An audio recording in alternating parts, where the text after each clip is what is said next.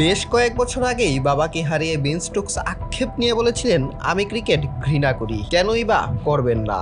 ক্রিকেটের কারণে বাবাকে তো তিনি শেষবারের মতো দেখতেই পারেননি। ভাবা যায় কতটা নিদারুণ।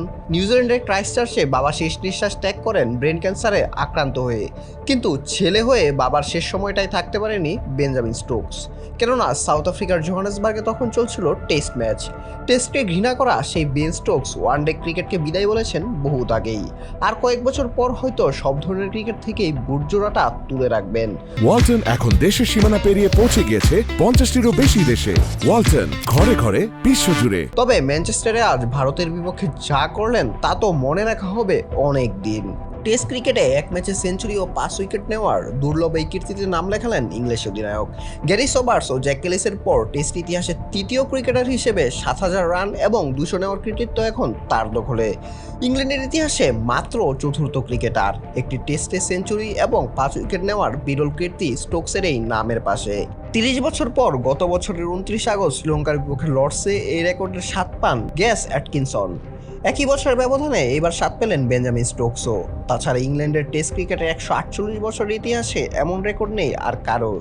এই পরিসংখ্যানটাই বলে দেয় স্টোকসের প্রেজেন্সটা ইংল্যান্ডের ক্রিকেটে কতটুকু গুরুত্বপূর্ণ।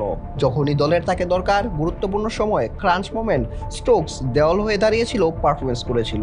কেই বা ভুলে যাবে 2019 বিশ্বকাপের সেই মাটি মাখা ইনিংসটা, সুপার ওভার ফাইনাল, টি-20 বিশ্বকাপে পাকিস্তানের বিপক্ষে ফাইনালে সেই ম্যাচ উইনিং নং, অ্যাশেজের once in a life time innings, champions ট্রফিতে জায়গা করে নেওয়া এবং ভারত সিরিজে স্টোকসের এই পারফরমেন্স তো চলছেই। সময় যায়, নতুন টুর্নামেন্ট হয়, নতুন বায়োলেটারাল সিরিজ আসে, কিন্তু স্টোকসের পারফরমেন্সে কোনো ভাটা পড়ে না, তার ফর্মে কোনো ভাটা পড়ে না। রাইট নাম তখন তিনি স্টেপ আপ করবেনই, ইংল্যান্ডকে তিনি বাঁচাবেনই, সাথে জয়ী করেও তুলবেনই। তাই তো স্টোকস বলতেই পারেন, যখন আমি থাকবো না কি করবি রে বোকা।